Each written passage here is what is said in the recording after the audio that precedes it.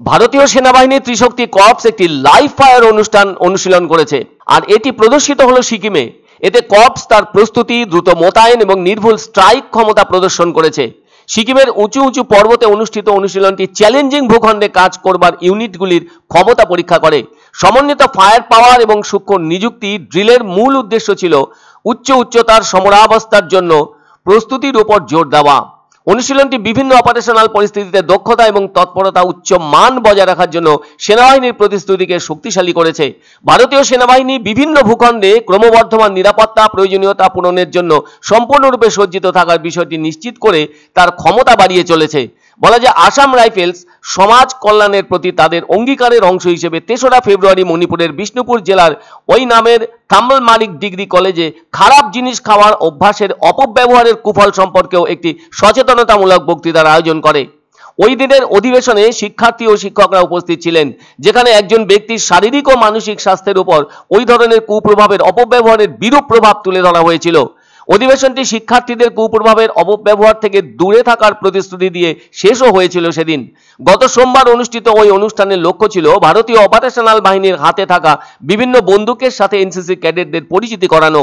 ৮২ জন মেয়ে এবং ১৬ জন ছেলে নিয়ে মোট ৯৮ জন এনসিসি ক্যাডেট ওই দিনের অনুষ্ঠানে অংশগ্রহণ করেছিলেন।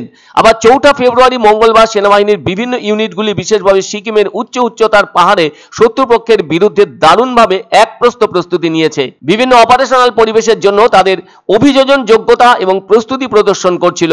সমন্বিত অগ্নিশক্তি এবং নির্ভুল অংশগ্রহণের মাধ্যমে ইউনিটগুলি উচ্চতার মোকাবিলার দ্বারা সৃষ্ট চ্যালেঞ্জ সহ বিভিন্ন চ্যালেঞ্জের জন্য তাদের প্রস্তুতি প্রদর্শন করেছিল।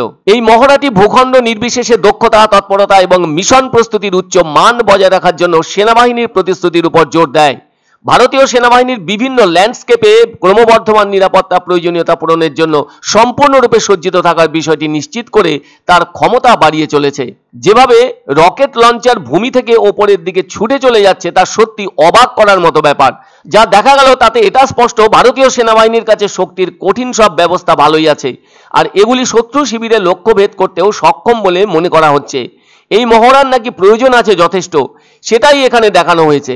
বর্তমানে ভারতীয় সেনাবাহিনীর ত্রিশক্তি কর্পসের ভেতরে অন্যান্য অনেক কিছু থাকলেও সেই সাথে এতে রয়েছে ১৭তম পর্বত বিভাগ বা ব্ল্যাক ক্যাট বিভাগ, যার সদর দপ্তর রয়েছে গ্যাংটকে, যা কিনা সিকিম সেক্টরে নিযুক্ত। এটি ১৯৫৯ সালে প্রতিষ্ঠিত হয় এবং ১৯৬৩ সালে একটি পর্বত বিভাগে রূপান্তরিত হয়। আবার ২০তম পর্বত বিভাগের সদর দপ্তর রয়েছে বিন্নাগুড়িতে।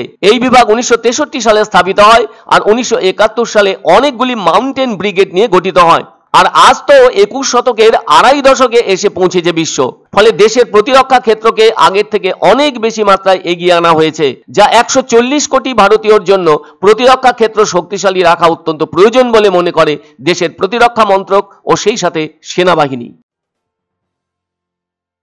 পছন্দসই সেরা খাবার খেতে হলে সোজা চলে আসুন রুচিসম্মত আধুনিক মানের রেস্টুরেন্ট রাজদরবারে। কেননা এখানেই আপনারা পাবেন ভোজনের রাজকীয় অনুভূতি। শুধু পুজোর সময়ই নয়, সারা বছরই রকমারি খাবার সরবরাহ করাই এই রেস্টুরেন্টের আভিজাত্য। আমাদের ঠিকানা রাজদরবার, রাহুতবাড়ি, বাবুপাড়া, জলপাইগুড়ি। এক অন্য অনুভূতির স্পর্শ পাওয়া যায় রয়কো ব্র্যান্ডের গেঞ্জি ও জাঙ্গিয়ায়। তাই ছোট বড় সবার পছন্দ রয়কো গেঞ্জি ও জাঙ্গিয়া। প্রস্তুতকারক জয়মনি হোশিয়ারি, কলকাতা।